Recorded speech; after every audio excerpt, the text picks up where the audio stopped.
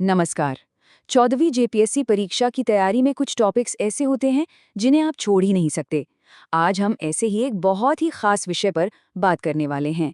संथाल परगना काश्तकारी अधिनियम 1949 या जिसे हम सब एसपीटी एक्ट के नाम से जानते हैं। तो चलिए इस पूरी बातचीत की शुरुआत एक सवाल से करते हैं।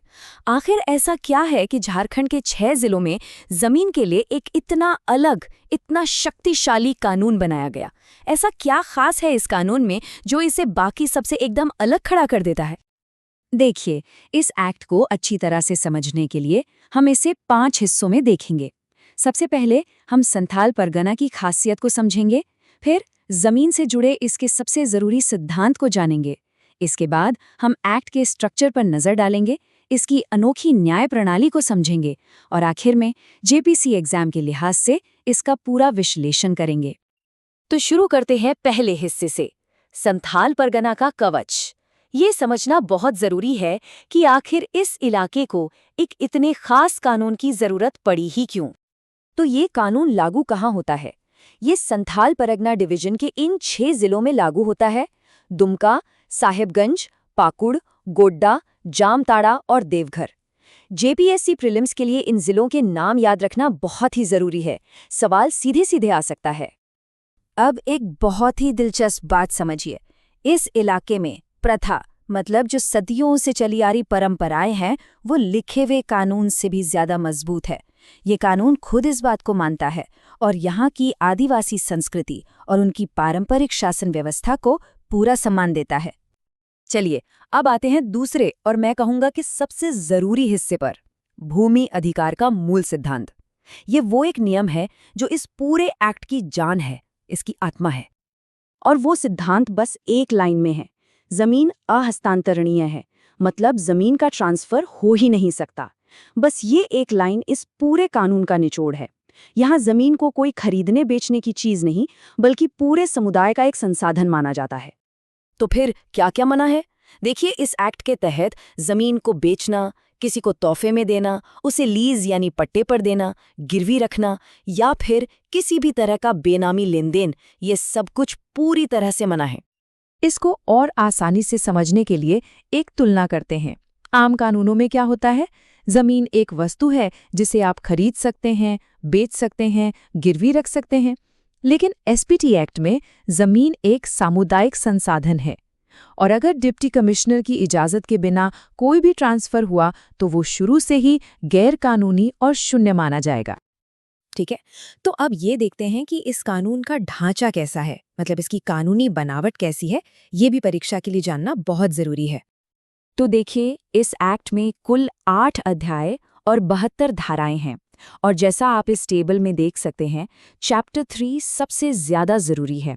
इसमें रैयतों के अधिकारों के बारे में बताया गया है और इसी को इस एक्ट की आत्मा भी कहते हैं, क्योंकि जमीन के ट्रांसफर पर रोक वाली बात यहीं कही गई है। अच्छा, इस एक्ट में एक शब्द बार बार सुनने को मिलेगा, रैयत। तो ये रैयत कौन होता है? रैयत वो इंसान है जिसके पास जमीन पर परमानेंट अधिकार हैं, जो पीढ़ी दर पीढ़ी आगे बढ़ते हैं, लेकिन उसे अपनी जमीन बेचने या किसी और को देने का अधिकार नहीं है। पूरा कानून इसी रैयत के अधिकारों के आसपास घूमता है। अब हम पहुंचते हैं इस एक्ट के चौथे हिस्से पर, इसकी अनोखी न्याय प्रणाली। देखिए, ये कानून सिर्फ नियम नहीं बनाता, बल्कि उन नियमों को लागू करवाने और इंसाफ दिलाने का एक बहुत खास तरीका भी बताता है।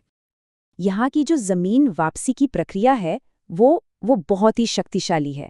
मान लीजिए किसी आदिवासी की जमीन गैर कानूनी तरीके से किसी और के पास चली गई, तो डेप्यूटी कमिश्नर उस मामले की जांच करेगा और सीधे आदेश देगा कि जमीन उसके असली मालिक यानी रैयत को लौटाई जाए। और सबसे बड़ी बात, इस काम के लिए कोई समय सीमा नहीं है। मतलब चाहे 10 साल बाद पता चले या 50 साल बाद, जमीन वापस दिलवाई जा सकती है। यही चीज इसे सीएनटी एक्ट से भी ज्यादा मजबूत बनाती है। एसपीटी इलाके में न्याय का पूरा सिस्टम ऐसा बनाया गया है कि वो तेज हो, सबकी पहुंच में हो और आदिवासियों के लिए आसान हो। यही वजह है कि यहाँ सिविल कोर्ट्स को दखल देने से रोका गया है, ताकि लोग लंबी और खर्चीली कानूनी लड़ाइयों में न फंसें और उन्हें डिप्टी कमिश्नर के जरिए जल्दी इंसाफ मिल सके। और अब आखिर में आते हैं सबसे जरूरी हिस्से पर, परीक्षा के लिए इसका विश्लेषण। यहाँ हम उन सभी बातों को जोड़ेंगे जो आपके जेपीएससी की तैयारी के लिए सबसे ज्यादा मायने रखती है। ये जानना बहुत जरूरी है कि इस एक्ट को संवैधानिक सुरक्षा भी मिली हुई है। संविधान की 5वीं अनुसूची, आर्टिकल 244 और आर्टिकल 13(3)(a जो कहता है कि प्रथा भी एक तरह का कानून है, ये सब मिलकर इस एक्ट को एक बहुत मजबूत संवैधानिक कवच देते हैं। देखिए, इस एक्ट को लेकर हमेशा एक बहस चलती है। एक तरफ है संरक्षण और दूसरी तरफ है विकास।